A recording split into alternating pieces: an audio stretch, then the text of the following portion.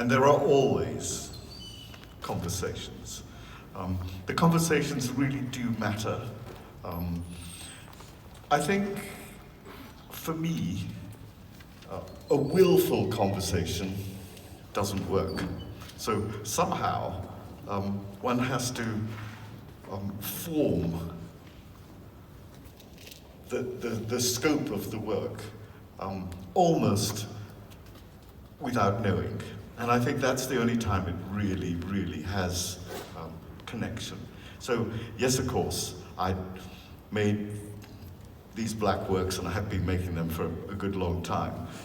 The paintings in this show are the most recent of the works here.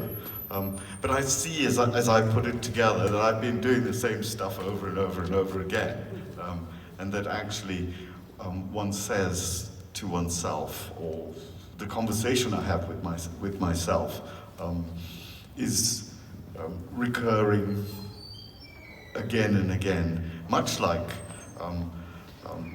a deep introspective process. Things arrive and then you go, what's that? How? Why?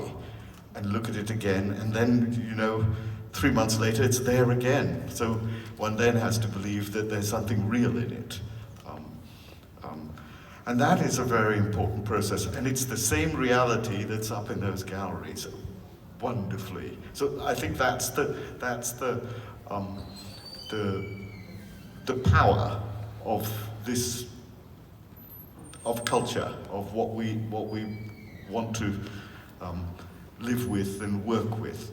I do want to say a little thing about, in 1947, Picasso did a show, I think the first big show he ever made, at a museum in Zurich.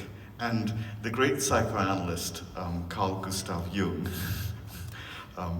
reviewed the show and said, this guy's crazy, he's schizophrenic, it's impossible. And John Richardson, who reported this, writes in his book, how interesting that the great psychoanalyst Jung could get it wrong, and that what he mistook for schizophrenia is a predilection to that which is unspoken or unknown, the artist's ability to look into another parallel reality, that it isn't schizophrenic, that in a sense it's shamanistic, and I think that is the key question.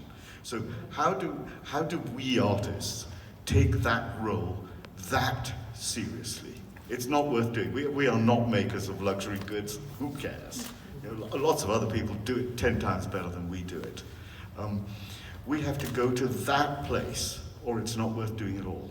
So, thank you, and maybe a little bit of that, so we'll see.